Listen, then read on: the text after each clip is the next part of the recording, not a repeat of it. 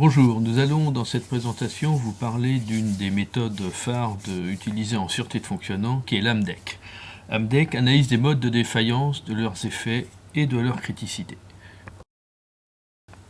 Alors, si on regarde dans la nature, il existe une loi qu'on appelle la loi de Murphy, ou la loi de l'emmerdement maximum, ou la loi de la tartine beurrée. Quelques extraits, c'est que tout ce qui peut aller mal ira mal. Et toute pièce susceptible d'avoir une défaillance faillira, on peut s'y attendre. Donc on est dans une logique où on va étudier comment un système va avoir des défaillances et comment ça va se traduire dans le temps pour les utilisateurs de ce système. Dans le temps, si on regarde, les Romains avaient déjà vaguement inventé l'analyse des modes de défaillance, puisque Frontin, dans un de ses livres sur les aqueducs de la ville de Rome, avait écrit « En outre, dans chaque partie de la ville, des fontaines, tant des nouvelles que d'anciennes pour la plupart, furent équipées de 2 bouches alimentées par des aqueducs différents, pour que, si par hasard l'un ou l'autre était défaillant, l'autre suppléant, le service ne soit pas interrompu. » Donc on voit déjà qu'à cette époque-là, l'eau était très importante pour les Romains. Frontin avait pensé que si on n'avait qu'une seule source d'approvisionnement, on serait embêté. Donc déjà, il imaginait des défaillances dans sa source d'approvisionnement. Qu'est-ce que l'AMDEC? Alors l'AMDEC, c'est déjà ce qu'on appelle une procédure systématique et bien définie. C'est-à-dire qu'une fois qu'on a défini la procédure d'analyse, on s'y tient du début jusqu'à la fin. C'est donc une méthode d'inductif, c'est-à-dire qu'on part des causes pour imaginer quelles sont les conséquences de ces causes sur le fonctionnement du système, sur la sécurité, etc. Ça se fait en groupe de travail. On pourrait faire l'analyse tout seul, mais l'avantage du groupe de travail, on y reviendra un peu plus tard, c'est qu'elle permet de mettre autour d'une table physique ou virtuelle plusieurs personnes avec des expériences différentes.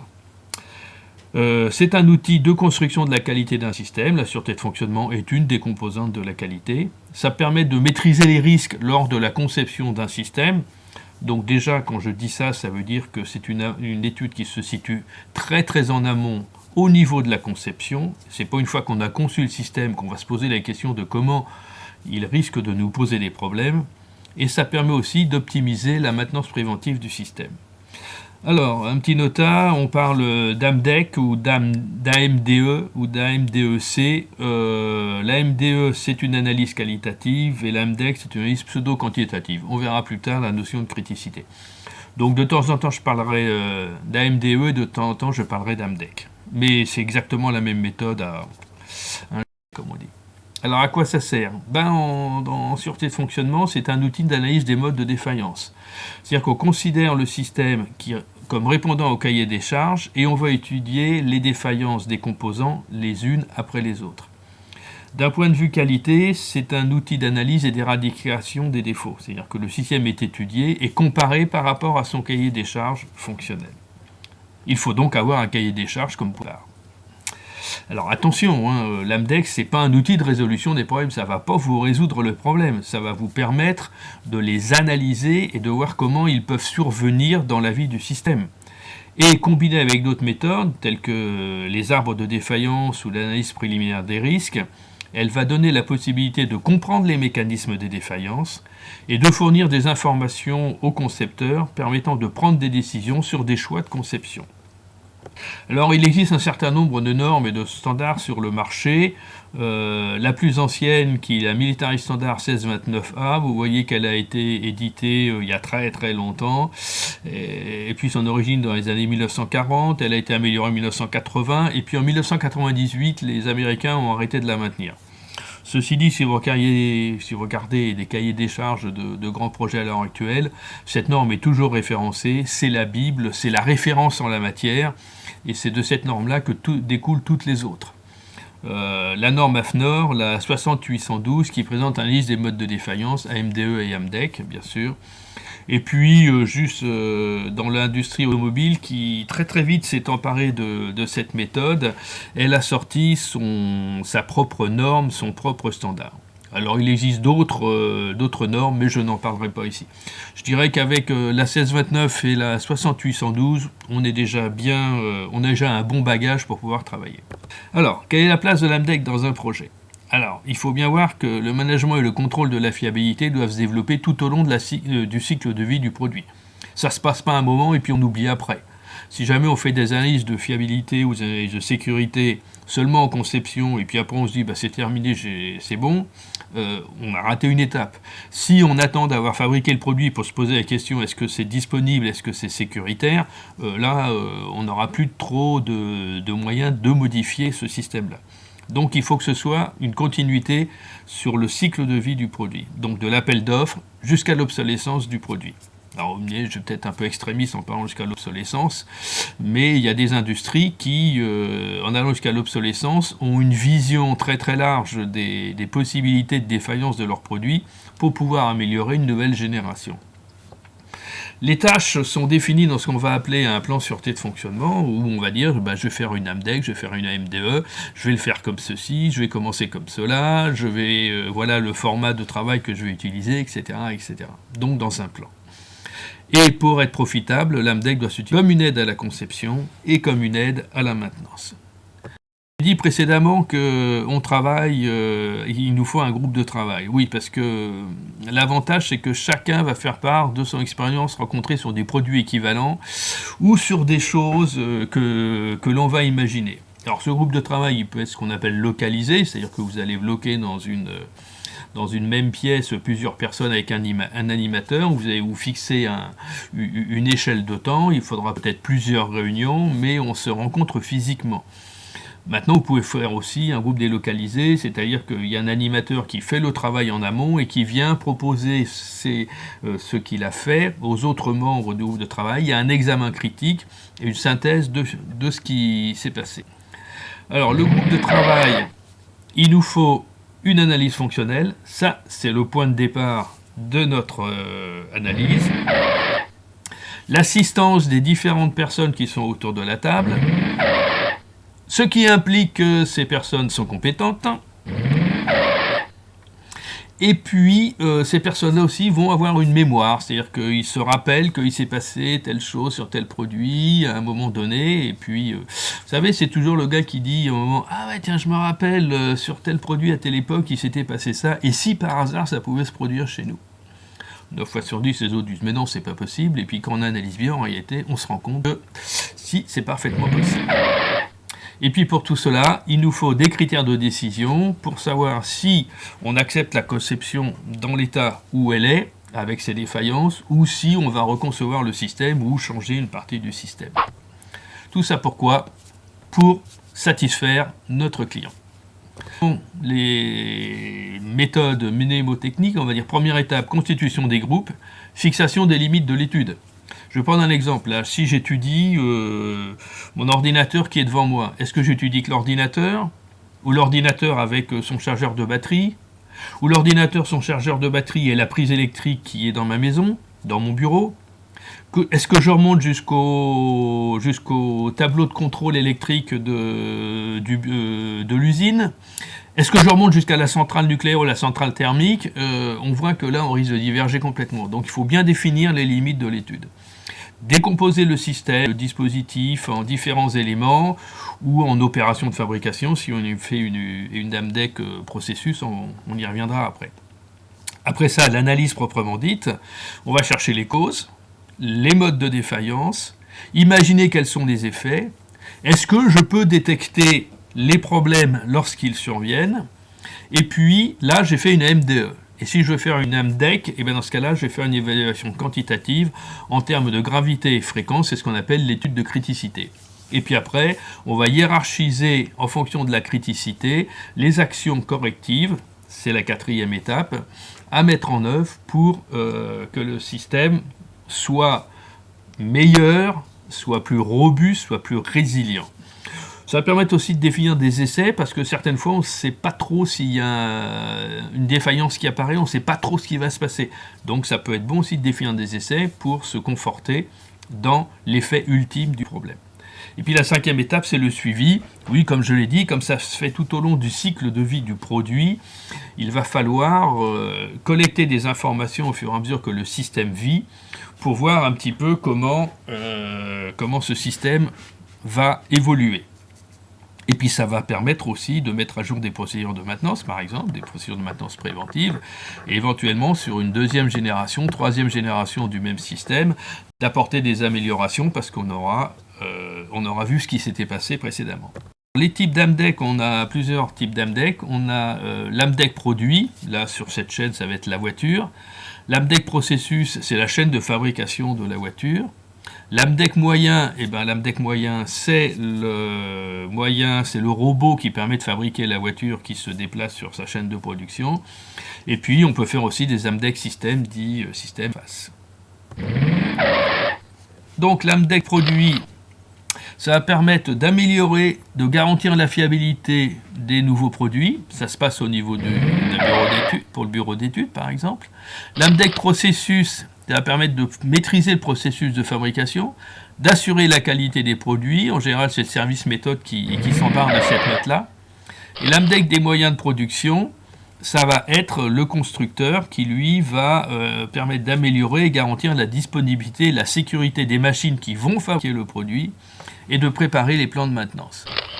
Et enfin, on a les utilisateurs, eux, pour qui il faut fiabiliser les moyens de production, améliorer la disponibilité et la sécurité des machines, améliorer la maintenance. Donc ça, c'est pour l'AMDEC des moyens. Soit il y a le constructeur qui fabrique le moyen de production, soit il y a l'utilisateur du moyen de production. Donc l'AMDEC produit, c'est une analyse qui est conçue pour prendre en compte toutes les défaillances techniques relatives à la conception d'un composant ou d'un assemblage. Et on va regarder ses conséquences relatives vis-à-vis de l'utilisateur et vis-à-vis de la maintenance du produit par la suite. On sait très bien qu'un produit, quel qu'il soit, un jour ou l'autre, il va tomber en panne. Donc, est-ce que je peux prévoir des opérations de maintenance ou correctives ou préventives qui vont permettre de prolonger sa vie dans le temps? Donc, c'est quand même important. L'AMDEC produit aussi, ça va permettre de valider les plans d'études par rapport au cahier des charges fonctionnelles. Et surtout, ça va être une aide à l'optimisation de la maintenance préventive et corrective, comme je l'ai dit. L'AMDEC procédé, on va prendre en compte toutes les défaillances techniques relatives aux procédés de production. Donc la fabrication, l'assemblage, le contrôle, la manutention des différents éléments qui permettent de fabriquer la pièce. Et les conséquences sont relatives au procédé de fabrication. C'est-à-dire, est-ce que mon procédé de fabrication risque de me générer un système qui ne sera pas conforme à son cahier des charges? Et ça va me permettre de valider la gamme de fabrication par rapport aux différents plans d'études. Enfin, les AMDEC moyens de production, c'est toutes les défaillances relatives au fait que pour fabriquer quelque chose, je peux le faire à la main avec mes petites mains, mais je vais peut-être aussi avoir besoin de robots, de machines-outils, de presses d'emboutissage, de choses comme ça. Si jamais ces éléments-là tombaient en panne ou se mettaient à fabriquer, à diverger, je risque de fabriquer un produit qui ne sera absolument pas conforme. Et les conséquences vont être vis-à-vis de l'utilisateur du moyen de production. Par exemple, arrêt du flux de production. On sait qu'il y a énormément d'entreprises qui travaillent en flux tendu. Si d'un seul coup, dans mon procédé de fabrication d'une voiture, d'un vélo, de je ne sais pas quoi, voilà, j'ai un robot qui s'arrête en flux tendu, ça va être la catastrophe pour l'entreprise. Donc, il faut bien les anticiper et voir comment on va pouvoir y remédier. Et ça va permettre la validation du plan du moyen de production par rapport à une certaine gamme d'applications. Donc, on voit que les domaines des études de ces trois démarches peuvent se recouper. Bon, par exemple, une AMDEC procédé peut entraîner des modifications sur le produit, donc sur les plans. Alors, ces trois démarches ne sont pas prévues successivement dans un planning d'analyse, mais en recouvrement. En général, on commence par l'AMDEC du produit, éventuellement l'AMDEC du moyen de production, si on sait comment on va réaliser ce produit, et puis surtout l'AMDEC du procédé. Donc la mise en œuvre, je pars d'une analyse fonctionnelle. Pour cette analyse fonctionnelle, je vais faire mon analyse de mode de défaillance, de leurs effets et criticité. Je fais mon analyse, je regarde ça donne sur l'exploitation. Donc je cherche les causes et les effets de ces différents modes de défaillance.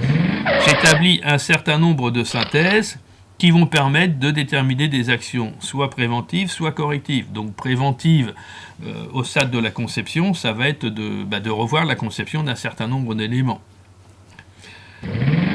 À partir de ces actions-là, je vais gérer ces actions dans le temps. Ça va peut-être me générer un certain nombre d'évolutions du produit. Et puis, si jamais il me reste toujours des points faibles, ou ce qu'on appelle des risques résiduels en sécurité par exemple, je vais retourner sur liste pour voir si ce que j'ai mis en œuvre, et ça me permet de produire un système qui fonctionne correctement. Tout ça, pendant tout le cycle de vie du produit, conception, développement, fabrication, utilisation. Donc l'initialisation et l'utilisation. Donc l'initialisation, donc la règle d'or pour réaliser une AMDEC, c'est de savoir comment le système fonctionne, ou avoir les moyens de se procurer cette information-là auprès des gens qui la détiennent. Donc la première chose, ça va être d'extraire du cahier des charges fonctionnelles ou de la spécification technique de besoin des informations nécessaires. Lesquelles? Les informations de performance de mon système. Est-ce que j'ai des objectifs de sûreté de fonctionnement? Ce qui va me permettre de faire une analyse de criticité par la suite, de connaître les différentes contraintes, des contraintes de fonctionnement ou des contraintes d'environnement. Si j'étudie par exemple un satellite, mon satellite, avant qu'il soit en orbite, il est passé par une phase extrêmement critique qui est le lancement, où là il va subir des contraintes vibratoires absolument phénoménales. Donc si je regarde les modes de défaillance de mon satellite en orbite, mais j'ai pas regardé s'il était capable de résister au lancement, j'ai raté quelque chose dans l'analyse. Donc on va réaliser une analyse fonctionnelle qui va me permettre de savoir pourquoi et comment le système fonctionne, l'AMDEC me permettant de savoir pourquoi et comment le système tombe. Je peux utiliser aussi des blocs diagrammes fonctionnels qui vont me permettre de regarder comment dans une fonction les différents éléments sont impliqués. Je vais recenser et examiner tous les plans d'études, les notes de calcul, les gammes de fabrication, les moyens de fabrication et contrôle, tout ça, je vais essayer de collecter le maximum d'informations. Recenser des problèmes déjà rencontrés sur des produits équivalents, oui, on ne réinvente pas toujours le fil à couper le beurre ou l'eau tiède. Pas aujourd'hui, mais en règle générale, on ne conçoit jamais, c'est très rare, on conçoit des produits qui n'ont pas des antécédents, même si ces antécédents sont un petit peu vieux. Donc ces antécédents ont forcément eu des problèmes à un moment. Il est bon de pouvoir récupérer cette information-là. Il va falloir choisir le niveau de détail, on en parlera un petit peu plus loin, et puis définir le tableau d'analyse, puisque l'AMDEC fait partie de ces méthodes qui utilisent des tableaux d'analyse. Donc l'analyse, on part des événements élémentaires vers les conséquences, des causes vers les conséquences. Donc c'était une étude systématique des causes et des effets de défaillance. Faut pas se dire cette cause-là, ouais non c'est pas possible, je pense pas, on l'a jamais vu. Il vaut mieux le noter et puis dire ça n'a aucun effet ou voilà, plutôt que de faire l'impasse, parce qu'un jour ou l'autre, la loi de Murphy vous dira que c'est celle-là justement qui s'est produite. Tous les composants ou toutes les fonctions font l'objet d'une analyse qualitative et exhaustive des modes de défaillance, des causes et des effets, ce qui implique de nombreux contacts entre diverses personnes, d'où l'intérêt de faire ça dans un groupe de travail, comme je l'ai dit précédemment, soit localisé, soit délocalisé, et ça va permettre d'identifier des défaillances simples, des moyens de production, et des procédures de détection, des moyens et des procédures de maintenance, et d'éventuels besoins en redondance pour assurer la disponibilité de. Alors, l'évaluation des défaillances. Donc, en supposant que la défaillance soit produite selon le mode prévu, donc là, il va falloir imaginer, on va revenir un petit peu plus loin, ça va être de décrire les effets sur le système. Et après, ces systèmes, on va essayer de les hiérarchiser par l'utilisation des celles de cotation qui sont basées, en règle générale, sur la gravité, la probabilité d'occurrence du mode. Il y a des gens qui rajoutent la probabilité de non-détection de la défaillance, ou en fonction de la technologie, ou du temps de réparation. Attention, plus vous avez de critères, plus il sera difficile de faire le tri et d'utiliser. Donc les actions correctives elles doivent s'effectuer le plus en amont possible du cycle de vie, et à partir de cette hiérarchisation, ça va nous donner une liste d'actions prioritaires à mener. Et chaque action, ça fait partie de la qualité, doit être attribuée à un responsable qui doit faire cette action dans un délai fixé, et il aura à rendre compte de comment il a mis en œuvre ces actions. Le but étant de réduire la probabilité d'occurrence des modes de défaillance ou la gravité des effets. On ne fabrique pas des produits pour qu'ils tombent en panne. Comment obtenir les informations nécessaires? Ça implique de nombreux contacts avec des personnes qui ont la connaissance, comme on dit, des sachants, qui ont été confrontés à des systèmes similaires ou équivalents, qui ont mémorisé des problèmes rencontrés, et qui ont surtout à leur disposition ce qu'on appelle des bases de REX, de retour d'expérience, qui dans ces bases, on a collecté tous les problèmes qui sont arrivés sur les produits réalisés par telle entreprise. Ça nécessite bien sûr un esprit de dialogue, d'analyse, de synthèse, d'ouverture et d'humilité. Pourquoi d'ouverture et d'humilité? Parce qu'il faut expliquer qu'on n'est pas là, quand on fait une analyse de mode de défaillance, de leurs effets et criticité, on n'est pas là pour critiquer le travail du concepteur. On n'est pas là pour travailler à sa place. Mais on est là pour l'aider dans son travail. Le concepteur, il fabrique quelque chose pour que ça fonctionne. Et nous, ingénieurs en sûreté de fonctionnement, on est là pour regarder si ce système ne va pas tomber en panne. Donc le concepteur a une vision positive de son produit, l'analyste sûreté de fonctionnement a une vision négative. Donc il y a intérêt à de mettre des gants, et puis, comme je l'ai dit, humilité vis-à-vis du concepteur. Si vous faites pas ça, eh ben vous serez perçu comme un censeur, quelqu'un qui recherche à remettre en cause le travail réalisé, quelqu'un qui n'a pas confiance dans le travail des autres, et quelqu'un qui cherche le responsable du mauvais travail. Autrement dit, excusez-moi du terme, l'emmerdeur. Alors, les résultats d'une analyse se présentent habituellement sous forme de tableaux composés de différentes colonnes. Bon, je ne vous cacherai pas que dans mon expérience professionnelle, j'ai vu des AMDEC qui étaient sous forme de texte.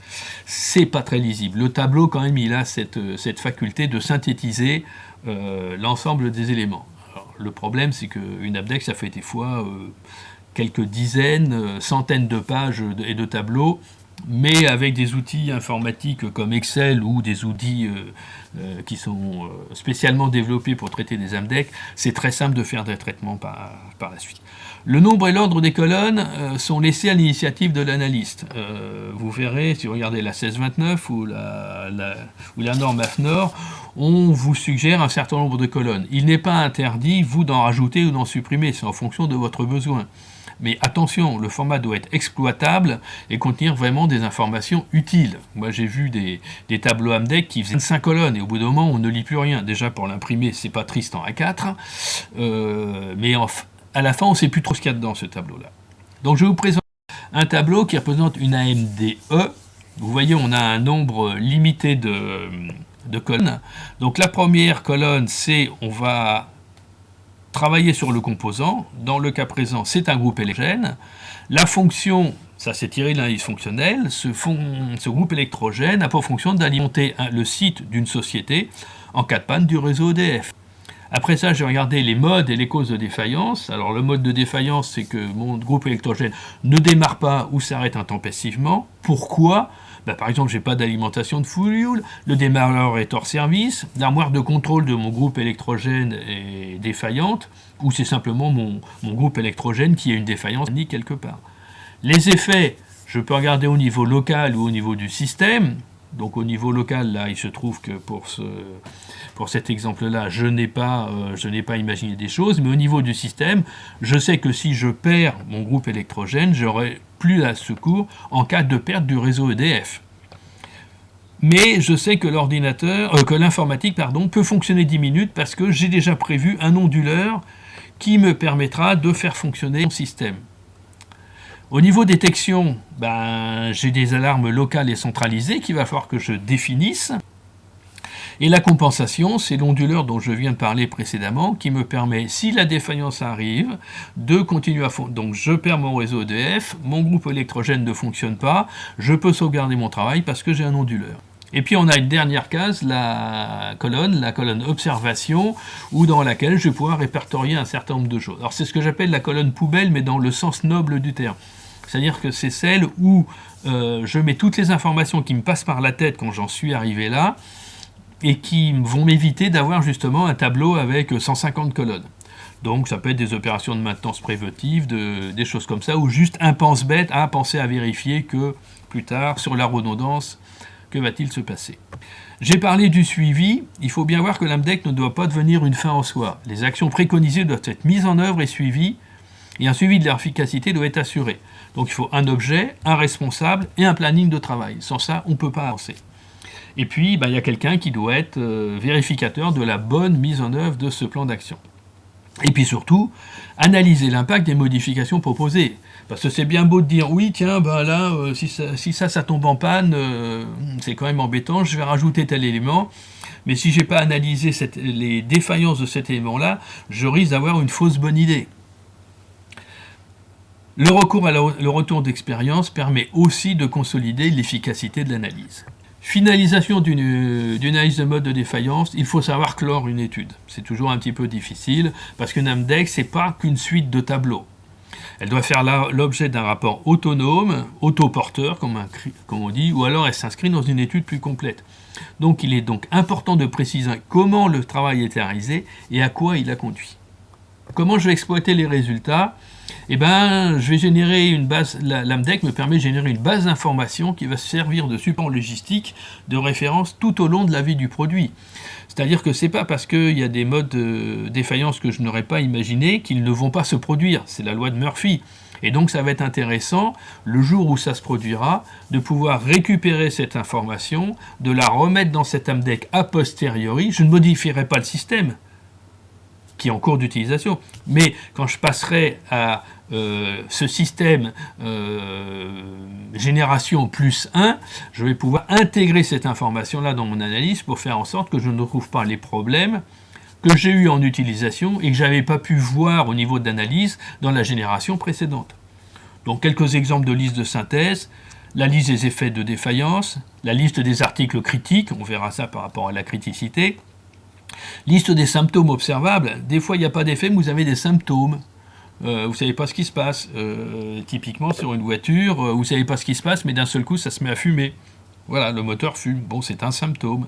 Les listes de points de panne uniques, alors ça c'est la vacherie, c'est le composant qui, s'il tombe en panne, fait tomber en panne tout le système. Liste des défaillances qui ne sont pas détectées. Bah oui, parce que dans un système, vous n'allez pas forcément mettre des capteurs partout pour tout gérer, pour tout surveiller. La liste des modes communs, le mode commun, c'est par exemple, dans une entreprise, le mode commun électrique qui fait en sorte que si vous perdez l'unique alimentation électrique de votre entreprise, vous perdez tout ce qu'il y a à l'intérieur de l'entreprise. Quels sont les bénéfices ? Alors, si je regarde une AMDEC produit, ça va me permettre de m'assurer que les modes de défaillance liés à la conception ont été vus. Pour identifier les actions, réduire et éliminer les défauts de conception, c'est quand même ça le but du jeu. Permettre d'évaluer objectivement des exigences de conception, d'optimiser des programmes de test en développement, parce que je peux imaginer des choses, mais il y a certaines fois, je ne saurais pas trop comment ça va se passer. Donc lancer une campagne de test, ça va me permettre de tracer les actions de réduction des risques, et ça sera une base pour le développement, pour le futur de la nouvelle génération. L'AMDEC processus, ça va permettre de m'assurer que les modes de défaillance liés à la production ont été examinés pour réduire justement ces modes de défaillance qui me conduiraient à fabriquer un mauvais produit. Et ça me permet aussi d'identifier les variables de production à surveiller. Bien sûr, dans tous les cas, hiérarchiser les actions correctives, tracer les actions de réduction des risques et base pour le futur, à savoir pour la nouvelle génération, pour le nouveau processus. Donc l'utilisation, si je regarde pour un service essai, ça va me permettre de définir, avec l'AMDEC, un programme d'essai permettant de mettre en évidence les modes de défaillance les plus critiques. Pour le service méthode contrôle de l'entreprise, d'établir un cahier des charges de contrôle avec une surveillance particulière des défauts à forte criticité. Pour l'industrialisation, ça va me permettre aussi de rédiger des procédures de fabrication. Et pour le service maintenance, de définir les dispositions de surveillance, d'entretien, de réglage des moyens de production, et puis surtout de mettre en évidence les composants critiques pour permettre d'optimiser les programmes de maintenance. Je me rappelle d'une expérience que j'ai réalisée pour une entreprise très connue, dont je tairai le nom, où on avait étudié au niveau de la conception une machine. Et cette machine-là, on est arrivé à l'optimiser au niveau de la conception. Et puis, on était très fiers de notre travail. Et puis, on a appelé un jour le gars qui était responsable de la fabrication de la machine. Et qui nous a dit, elle est super votre machine, elle est vachement bien. Mais moi, je ne peux pas la fabriquer. Bah oui, parce que ce qu'on avait étudié, c'était la machine assemblée. C'était pas la machine en cours de fabrication.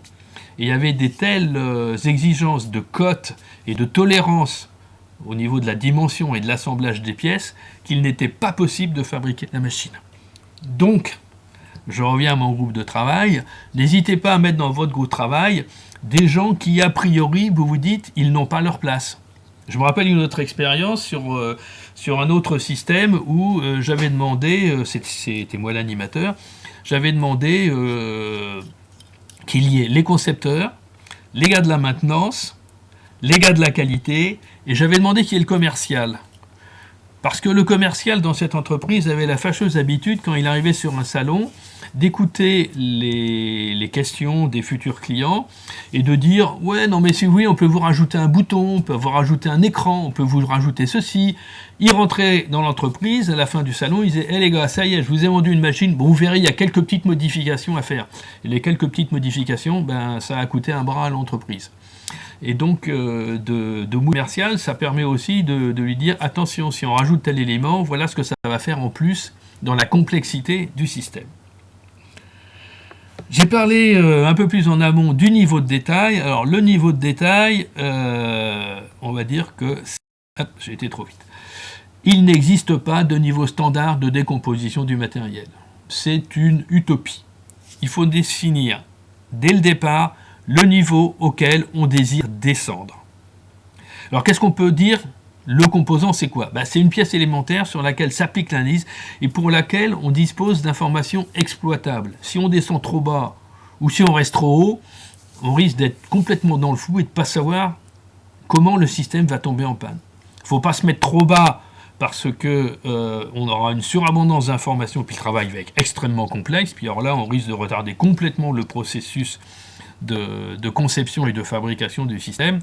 Et finalement, c'est l'analyse fonctionnelle qui permettra de définir le niveau de détail. Donc pour vous montrer, c'est une vue académique, il faut voir qu'un effet à un niveau, ça peut être le mode du niveau supérieur, et ainsi de suite. Donc vous voyez que si je prends la ligne du milieu, le mode du niveau I plus 1, ça peut être la cause au niveau I, mais c'est l'effet du niveau I plus 1 aussi. Donc il faut voir que tout ça, ça s'enchaîne. Il y a un décalage dans le temps. Donc on voit que si je vais vers la gauche, je vais avoir énormément d'informations. Si je vais trop vers la droite, je vais perdre l'information. Alors il existe quelques petites règles. Jusqu'à quel niveau je peux descendre? Alors ça je le répéterai jamais assez, c'est un des gros problèmes de l'AMDEC. Quel niveau? Si je descends trop bas, par exemple la vis, rondelle, transistor, je vais me perdre dans une masse d'informations, ça va être difficile à traiter, à synthétiser, ça va vraiment être la galère. Et puis surtout, ça va amplifier l'aspect répétitif et fastidieux de l'analyse des modes de défaillance. Et si jamais je suis à un niveau trop élevé, donc trop général, c'est une disproportion entre l'analyse par rapport au problème à étudier, et puis finalement je risque de me trouver avec une méthode qui ne va pas m'apporter grand-chose. Alors pour cela, il faut regarder quelque chose qui peut aider, donc c'est de regarder le point de vue d'utilisateur. Est-ce que c'est le point de vue disponibilité ou sécurité? Avec cette note, attention, dans le nucléaire, c'est la sécurité et la disponibilité. Là, on joue pas. Donc la disponibilité, le point de vue, ça peut être le niveau de l'élément interchangeable. Parce que si, quand votre système tombe en panne, il suffit simplement d'enlever un élément et d'en remettre un autre à la place, c'est pas la peine de rentrer dans le détail de cet élément que vous venez de retirer. Si la réparation n'est pas faite par l'exploitant ou si l'élément est non réparable, c'est pas non plus la peine de détailler à l'intérieur de ce système. Au niveau de sécurité, c'est sûr que plus le niveau de détail et si on descend bas dans le niveau de détail, plus on a de chances de déceler toutes les causes de défaillance. Mais je le répète, c'est un gros problème, c'est un des points d'achoppement de la méthode AMDEC, de savoir déterminer le bon niveau de détail. On a parlé de mode de défaillance, parce que c'est le point de départ de l'AMDEC, il va falloir déterminer ce que c'est ce couple mode et cause de défaillance. Parce que chaque mode de défaillance va donner lieu à un effet aux conséquences soit mineures ou catastrophiques, et un symptôme qui va être la manifestation auprès de l'utilisateur. Par exemple, dans votre voiture, d'un seul coup, vous allez vous rendre compte qu'elle freine moins bien, ou que vous avez la colonne de direction qui se met à trembler. Est-ce que c'est normal? Et ces modes de défaillance pourront être détectés ou non, suivant que vous avez prévu des organes, des systèmes de détection à l'intérieur du système. Donc, comment trouver de défaillance? Grâce à l'expérience acquise sur les systèmes équivalents, l'analyse bien sûr dysfonctionnelle du système et la recherche dans des banques de données. Vous trouverez dans des banques de données accessibles, gratuites ou payantes, des informations qui vous disent que telle pompe elle a la possibilité de 2 ou 3 modes de défaillance si on vous les donne, tel moteur, etc., tel réducteur, etc. Mais surtout, quand je reprends le premier point, expérience acquise, on revient toujours sur le groupe de travail. Donc il est important de pouvoir utiliser la mémoire des gens. Et le mode de défaillance, c'est l'effet par lequel la défaillance est observée. Ça regroupe l'ensemble des causes de défaillance qui vont se traduire par un même effet, et le mode est relatif à chaque fonction de chaque élément. Et elle s'exprime en termes physiques. Il faut donc se poser la question, comment cette entité peut faillir à la fonction qu'il doit remplir? Que peut-il arriver? Donc le moyen, c'est de rechercher ces possibilités dans les 4 modes uniques de défaillance rapportant à une fonction, non-réalisation de la fonction, fonction intempestive, fonction dégradée ou perte de la fonction. Déjà avec ça, vous avez déjà une bonne base de départ, une bonne base de travail. Alors comment trouver ces modes de défaillance? Comme je l'ai dit, exploiter des études antérieures, donc c'est intéressant d'avoir cette mémoire, d'avoir cette base logistique, prendre la négation des fonctions de conception des composants, d'aller chercher dans des banques de données, interroger le concepteur et le service après-vente, on retrouve notre groupe de travail, faire une veille technologique. Moi j'aime bien, à une époque, je m'amusais à lire dans les journaux, vous aviez des petits entrefilets tout en bas d'une page bien cachée, où on apprenait que tel constructeur automobile extrêmement connu mondialement venait de rapatrier 250 000 voitures pour un problème de freinage. Ça, vous le stockez comme information, ça peut vous donner des idées plus tard. Et d'aller donc, c'est aller sur Internet pour aller chercher ce type d'informations-là. Exemple de mode de défaillance, par exemple des défauts de montage, la pièce est absente, elle est mal positionnée, elle est montée à l'envers. Celui qui n'a jamais essayé de bricoler, de démonter quelque chose où il y avait 25 vis, quand il remonte tout, et on se rend compte qu'il manque une vis ou il y a une vis en trop. Qui ne l'a jamais fait me lance la pierre. Des défauts mécaniques, cassés, fondus, coupés, rayés, dessoudés, décollés, déchirés. Des défauts électriques, des circuits ouverts, des courts-circuits, des mauvais contacts, des claquages, etc. Donc vous voyez, on a un certain nombre d'informations à notre disposition pour imaginer des modes de défaillance. Les causes, ça va être l'anomalie qui va conduire à la défaillance par l'intermédiaire du mode. Et un mode de défaillance peut correspondre à plusieurs causes et réciproquement. Il faut donc se poser la question, pourquoi cette foutue défaillance se produit? Et un des moyens, ça va être de chercher parmi les 5 causes possibles, est-ce que c'est un problème de matière? Est-ce que c'est un problème de milieu? C'est-à-dire, est-ce que le système n'est pas capable de résister à l'environnement extérieur? Par exemple, un milieu très froid, un milieu très chaud, un milieu très agressif, un milieu avec des perturbations électromagnétiques. Est-ce que c'est lié aux moyens, donc les outils qui... C'est-à-dire que vous avez beau fabriquer quelque chose qui marche bien, jamais vous n'utilisez pas... Si vous utilisez un marteau au lieu d'un tournevis, ça ne va pas faire le même effet au niveau du montage. Et puis regardez au niveau de la main-d'œuvre, est-ce que c'est une défaillance humaine, ou est-ce que c'est au niveau des méthodes, des réglages qui ont été mal faits, un procédé qui n'est pas bien en place.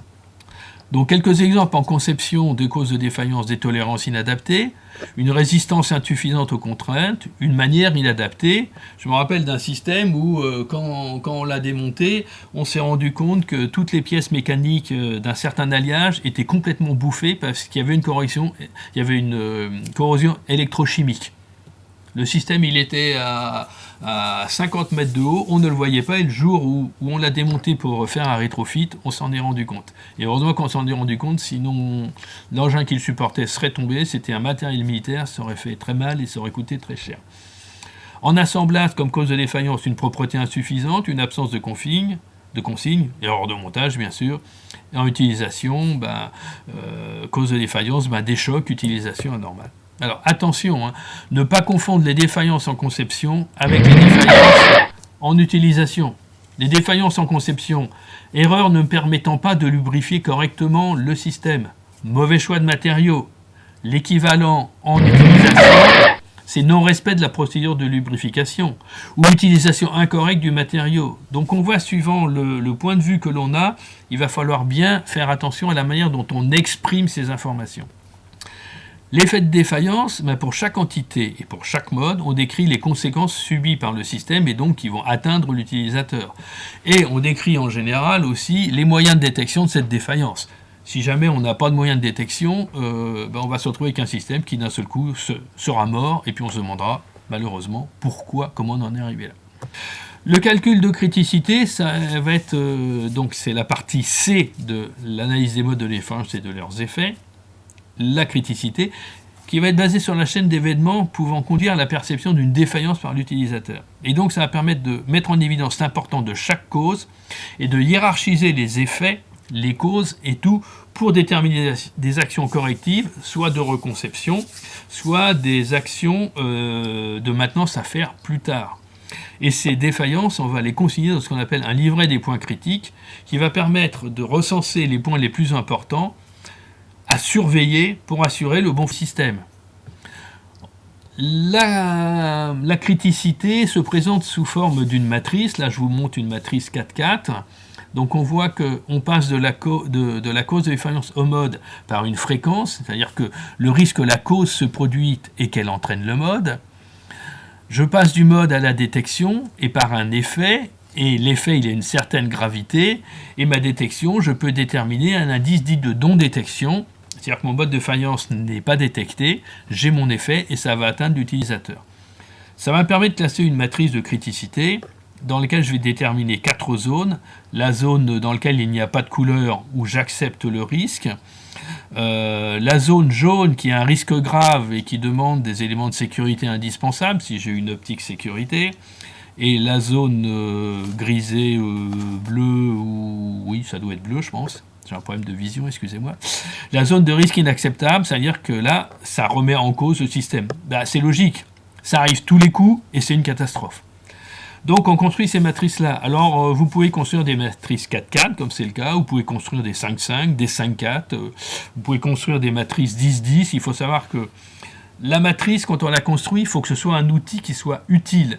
Donc si jamais vous avez trop ou pas assez de colonnes et de lignes dans votre matrice, vous aurez du mal à prendre une décision par la suite. Donc si je regarde quelques exemples, dans l'automobile, on a en général 4 critères. Le premier c'est la probabilité de non-détection de la défaillance. Le O, c'est la probabilité d'occurrence de la cause de la défaillance. Et S représente la gravité de l'effet. En sécurité, on s'intéresse qu'à 2 critères, la probabilité d'apparition, la gravité des conséquences. Et si vous regardez dans la Bible de référence de la 1629, vous avez une chouette de formule avec une criticité du mode qui se calcule par la probabilité que le mode ait un effet sur la mission, l'importance du mode considéré, le taux de défaillance et le temps de fonctionnement. Donc vous voyez qu'on peut s'amuser à définir différents critères. Alors, des exemples de fréquence de défaillance. Tout d'abord, quelque chose de qualitatif, c'est que, il est pseudo-quantitatif, on va dire. Un incident maximum est toléré pendant toute la vie du système. Donc si c'est un système qui doit fonctionner pendant 150 ans, vous voyez ce que ça vous donne. Quelques incidents dans la vie du système, jusqu'à quelques incidents par an, quelques incidents par mois, quelques incidents par semaine, et si vous voulez continuer, quelques incidents par jour, par heure, par minute, par seconde, vous faites comme vous voulez. Et puis de l'autre côté, vraiment une échelle quantitative, où on regarde des probabilités qui sont qui sont entre 10-5 et 10-3 par heure de probabilité, 10-7 à 10-5, 10-9, 10-7, et extrêmement improbable, 10-9 par heure. Extrêmement improbable, ça veut dire que avant que le monde existe et que vous utilisiez votre système, Dieu avait déjà pensé que vous allez le fabriquer et qu'il allait tomber en panne. Donc on voit que c'est quand même extrêmement improbable. En gravité, alors là c'est un exemple où ça mixe un peu fiabilité, disponibilité et sécurité. Mineur, j'ai pas de dégradation sensible des performances, je ne le vois pas, j'ai pas d'interruption de la mission, je ne blesse personne et je n'endommage pas l'environnement. Je vais prendre l'exemple de votre voiture. Vous venez de faire la révision de votre voiture, vous sortez du garage, vous faites 1 kilomètre, vous avez déjà une dégradation des performances dans votre voiture parce que vous avez freiné, donc vous avez usé le disque de frein, l'huile a tourné dans le moteur, elle a commencé à s'user, mais ça n'interrompt pas votre mission, vous ne le voyez pas encore. significative, dégradation sensible des performances du système pour entraîner l'interruption de la mission. Vous avez des voyants qui s'allument sur le tableau. Attention, surchauffe, vous pouvez continuer, mais à rigueur, c'est pas grave parce que vous n'allez pas blesser des personnes, vous n'allez pas endommager l'environnement, et pour le moment, c'est pas nécessaire d'entreprendre une action corrective. Critique, là, il peut y avoir blessure de personnes ou endommagement notable du système que vous étudiez et de son environnement. Et puis la catastrophe, c'est la destruction du système avec des blessés, des morts et puis l'environnement aussi au passage. On va illustrer un autre exemple de tableau AMDEC où là vous voyez plus de colonnes que ce que l'on avait. Où là, pour les besoins de l'analyse, on a coté les effets suivant l'effet sur la sécurité, avec la fréquence et la gravité. Vous voyez qu'on a mis des petits chiffres où on a mis des lettres. On a mis des lettres en fréquence et des chiffres en gravité. Ça, c'est sur la sécurité. Et puis, on s'est aussi intéressé à regarder ce que ça donnait en disponibilité, avec aussi donc la fréquence qui est toujours la même, mais la gravité qui n'est pas la même. La gravité en sécurité est rarement la même, mais même jamais la même que la gravité en disponibilité. Alors, si on peut essayer de faire une petite synthèse, en données d'entrée, il me faut quoi ? L'architecture du système, une analyse fonctionnelle, un niveau de décomposition et une échelle de criticité si je veux faire une analyse de criticité. En sortie, qu'est-ce que je vais avoir ? Je vais identifier des modes de défaillance simples, je vais classifier ces modes de défaillance en fonction de la criticité, je vais déterminer une liste d'actions correctives et une liste de moyens de détection à surveiller. Limite de l'AMDEC. Alors, il faut bien voir que l'AMDEC ne permet pas l'étude des combinaisons de défaillance. Ça sera un arbre de défaillance. L'AMDEC prend les défaillances les unes après les autres pour regarder les conséquences. Donc, quand vous avez effectivement une redondance dans votre système, si vous avez un élément de la chaîne principale qui tombe en panne, vous n'aurez aucun effet parce que vous avez une redondance. Mais vous pouvez mémoriser ça en vous disant, le jour où je ferai mon arbre de défaillance, il faudra que je prenne en compte la défaillance de la chaîne principale et de la chaîne redondante.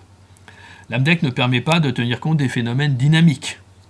C'est une méthode, effectivement, qui est fastidieuse pour des systèmes complexes, mais c'est comme ça.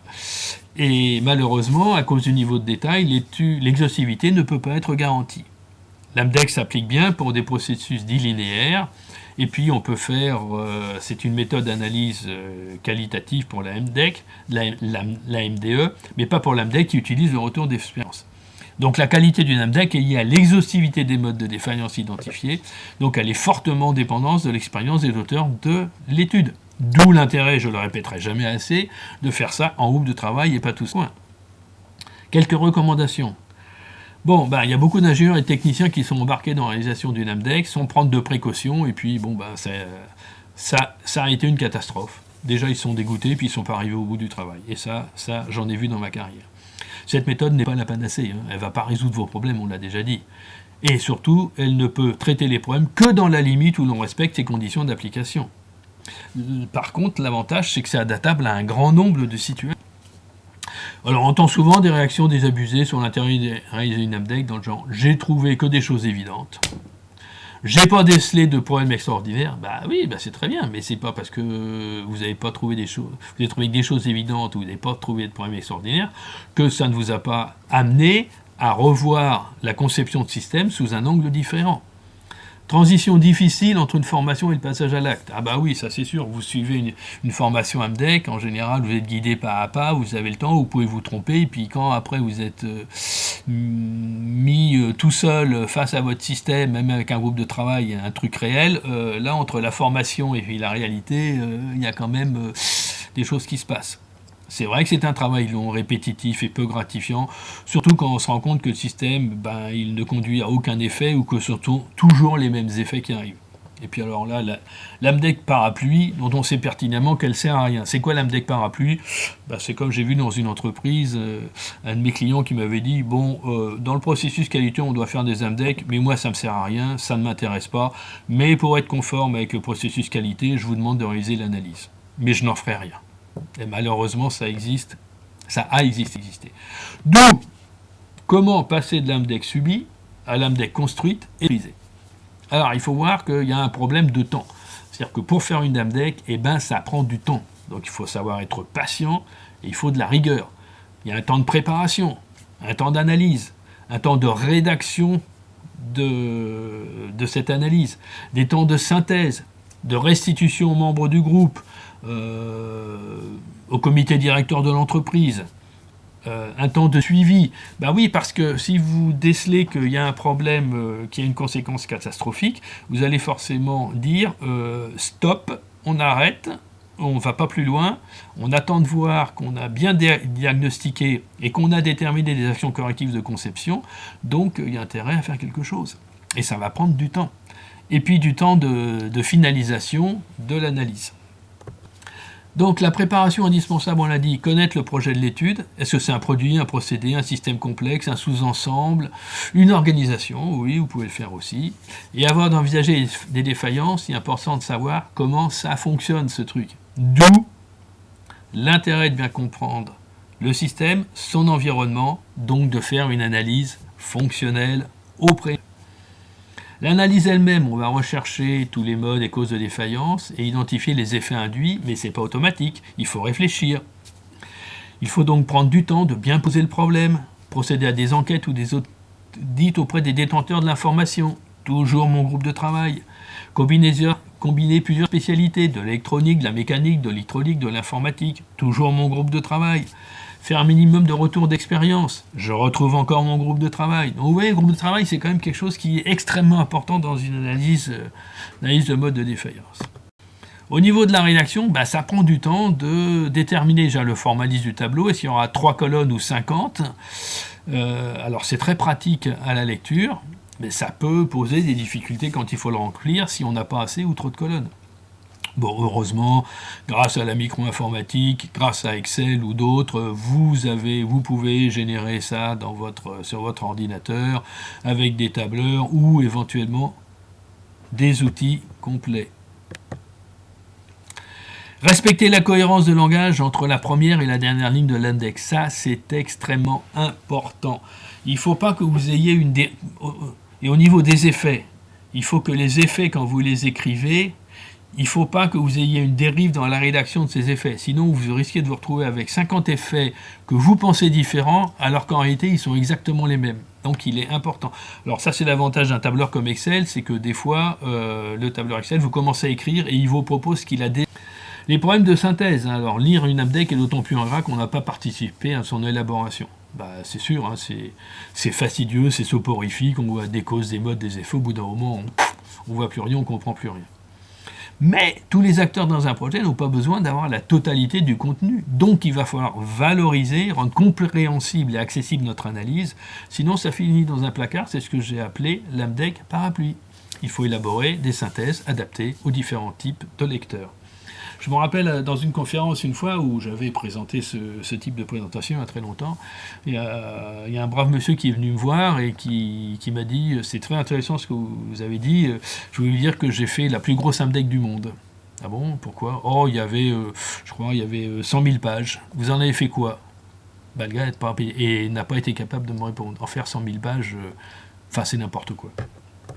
Restitution. Il faut restituer le contenu d'analyse à ceux qui ont fourni l'information, donc les membres du groupe de travail. Ça permettra quoi? De vérifier qu'on n'a rien oublié, éventuellement d'apporter des informations, des compléments d'information, surtout de valoriser les personnes qui ont fourni ces informations, et ça peut être intéressant. J'avais vécu ça dans une entreprise justement où le gars m'a dit l'AMDEC ça ne m'intéresse pas, je le fais parce que c'est dans le processus qualité.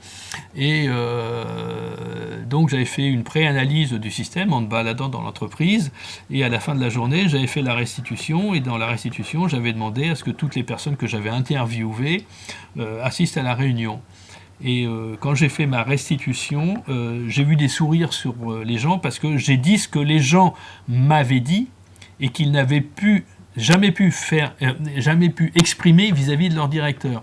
Et à la fin de la présentation, ils avaient tous des grands sourires et le directeur m'a dit « Ah ouais, vous avez passé qu'une demi-journée chez moi, vous avez déjà vu tout ça. » Et bien j'ai pas fait d'AMDEC parapluie par la suite. Restitution, ça montre aussi que l'analyste n'a pas la sens infuse, parce qu'il restitue des informations, mais il va demander à être critiqué, parce que peut-être qu'il a mal imaginé les effets d'un mode de défaillance, ou peut-être qu'il en a oublié. Et ce qu'il faut bien être conscient, c'est que tous ensemble, nous détenons des informations importantes qui nous conduisent à une certaine vérité. D'où encore, je m'excuse de le répéter, l'important. Donc si cette restitution elle est bien faite, vous acceptez les critiques et suggestions, nul doute que lors de votre prochaine étude, on vous écoutera avec bienveillance et qu'on vous fournira toutes les informations utiles. Normalement, il y a des réactions classiques à ce genre d'analyse. Ça va être « c'est répétitif ». Bah oui, c'est exact. Après, on pourra écrire la énième fois « pas d'effet ou destruction du système », on a l'impression qu'on se répète. Bah oui, mais enfin, le système, heureusement, a un nombre d'effets limité et c'est pas la peine de chercher des trucs qui sont imaginaires. Et ces effets sont forcément liés au dysfonctionnement du système. Un nombre d'effets limité indique quoi ? Que le système présente un comportement simple, que la fiabilité et la sécurité sont relativement bien maîtrisées, par contre, que la fiabilité sera mauvaise parce qu'on aura beaucoup de difficultés à localiser les causes de défaillance et donc de conduire une analyse de maintenance le jour où la défaillance va arriver. A contrario, un nombre élevé indique quoi ? Que le système présente des comportements complexes, que la fiabilité et la sécurité risquent d'être mauvaises car les défaillances sont difficiles à maîtriser. Alors par contre, que la localisation de cause, elle va être facilitée, parce que je ne vais pas avoir 150 000 causes de défaillance, modes de défaillance qui vont conduire à un effet. J'ai souvent ce genre de remarques. Je ne trouve rien de plus que j'imaginais. Bravo, c'est très bien, vous avez un bon esprit d'analyse. Enfin, par expérience, on sait qu'on trouve 80% de ce qu'on imaginait, les 20% restants constituant l'apport de la méthode à l'analyse. Monsieur Pareto, toujours le même. Mais ça ne doit pas nous conduire à nous dispenser de faire une interne analyse. Il en va de l'AMDEC comme d'une assurance. J'avais bien aimé, c'est une très très vieille publicité que j'avais vue, c'était Caterpillar qui avait sorti ça à l'époque. Si vous pensez que la sécurité coûte cher, essayez un accident. Autrement dit, si vous ne voulez pas faire d'AMDEC pour vérifier la sécurité de votre système, n'en faites pas, puis attendez d'avoir un accident. Il faut quand même être réaliste. Il ne faut pas espérer d'une AMDEC plus d'informations qu'elle ne peut en apporter. Car cette méthode étudie les défaillances simples et de manière séquentielle. Et ce n'est pas adapté à l'analyse combinatoire, qui elle est plutôt réservée aux arbres de défaillance, aux graphes de Markov, aux réseaux de Petri, j'en passe et des meilleurs. Et puis l'AMDEC n'est qu'un support à l'analyse, ce n'est pas l'analyse elle-même. C'est à vous d'être intelligent. C'est entendu souvent, on ne s'intéresse pas à mon travail. Oui, c'est le cas de l'AMDEC parapluie ou l'AMDEC subi. Il faut bien être conscient, il faut le dire et le redire. L'AMDEC est un outil d'aide à la conception et d'utilisation de la maintenance, et non pas une méthode de constat dans le genre « si ça tombe en panne, c'est foutu, ça ne marche plus, ça c'est bête alors ». Non, je suis là pour optimiser la conception et la maintenance de mon système. D'où impliquer les concepteurs, les mainteneurs, travailler en groupe pour valoriser ces différentes compétences, et pour l'avoir fait dans de nombreux cas industriel, je vous assure que c'est une très grande richesse pour vous, vous enrichissez, et puis pour les gens qui travaillent avec vous, ils sont valorisés, et ça c'est important. Quand vous revenez après plus tard vers eux, ils vont être très bienveillants vis-à-vis de vous-même. Et puis l'AMDEC est un formidable outil de formalisation du retour d'expérience, c'est-à-dire comme je l'ai dit, si on la pratique pendant tout le cycle de vie du produit, quand je vais constater des défaillances en utilisation que je n'avais pas pu voir parce qu'il manquait de l'information au niveau de la conception, je vais mettre à jour mon AMDEC et ça me servira pour la nouvelle génération de produits ou de systèmes que je vais faire.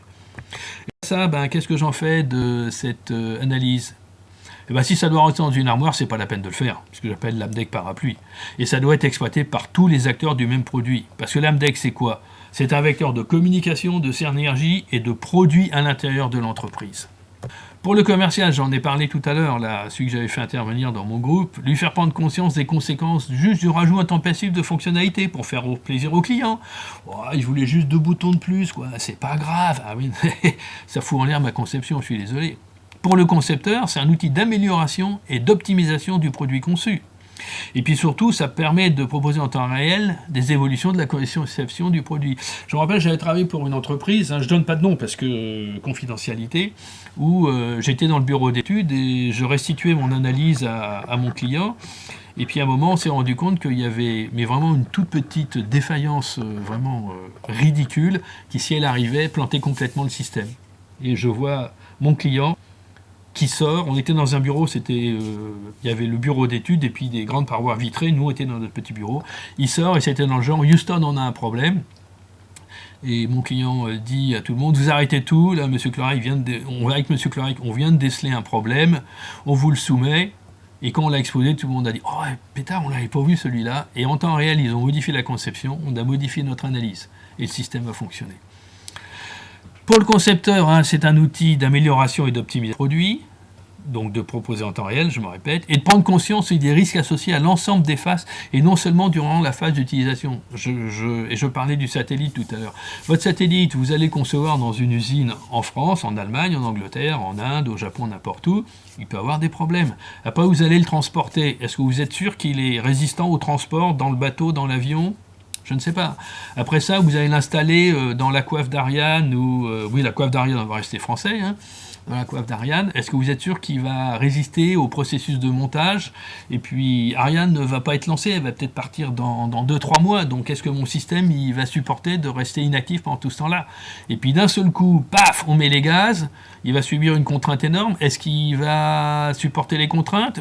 Ou est-ce que quand, enfin, je vais le satelliser, mon truc qui m'a coûté des millions, je dirais pas des milliards, mais des millions d'euros, ne va pas être une boîte de conserve vide? Rappelez-vous tous les fiascos de toutes les sondes qui sont à Mars ou vers Vénus, et quand on est arrivé, ben, il n'y avait plus rien qui fonctionnait. Donc il ne faut pas se cantonner à la phase d'utilisation, il faut regarder l'ensemble du cycle de vie du... Pour le mainteneur, ça permet de déterminer d'une façon un petit peu moins aléatoire une politique de maintenance avec des échéanciers basés sur la fréquence des défaillances, des moyens de test nécessaires et du type de maintenance à réaliser, préventive ou corrective. Je répare ou, par exemple, sur votre voiture, vous faites des vidanges. C'est de la maintenance préventive. Par contre, vous n'allez pas changer, vous n'allez pas attendre d'avoir un accident pour... vous allez attendre d'avoir un accident, pardon, pour réparer. Pour le logisticien, mieux dimensionner le système de soutien pour assurer la disponibilité, c'est-à-dire son stock de pièces d'urgence. Et pour l'utilisateur aussi, optimiser les notices, les documentations techniques, en intégrant les résultats de l'analyse fonctionnelle et de l'AMDEC. Pour l'exploitant, retrouver des défaillances qui sont connues, celles qui ont affecté le système et ses composants, et pour lesquelles on a déjà résolu un certain nombre de problèmes, et découvrir des effets de défaillance potentielle, celles qui ne sont pas encore arrivées, et puis qu'on n'a jamais pensé qu'elles pourraient arriver un jour. Pour l'ingénieur sécurité, ça va permettre d'évaluer les situations les plus à risque afin de prévenir et d'anticiper les risques d'exposition du personnel, du mainteneur, tiers partie, etc. et de limiter au maximum les causes qui peuvent conduire à un dommage ou un accident. Voilà, j'en ai terminé. Juste pour vous dire que cette présentation a été faite dans le cadre des activités du GTR M2Host de l'IMDR. Donc ce groupe est constitué d'un certain nombre d'experts actifs ou retraités, qui est animé à l'heure actuelle par Madame Sandrine Schroun qui travaille chez CETEC. Vous trouverez, si vous allez sur le site de l'IMDR, la présentation de ce groupe de travail avec ses coordonnées.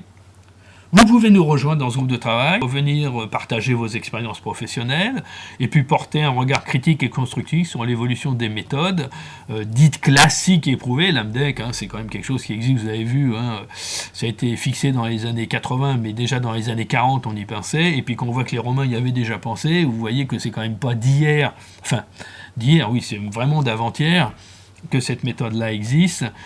Et ça permet aussi de se repositionner sur ces méthodes-là et puis de se reposer des bonnes questions.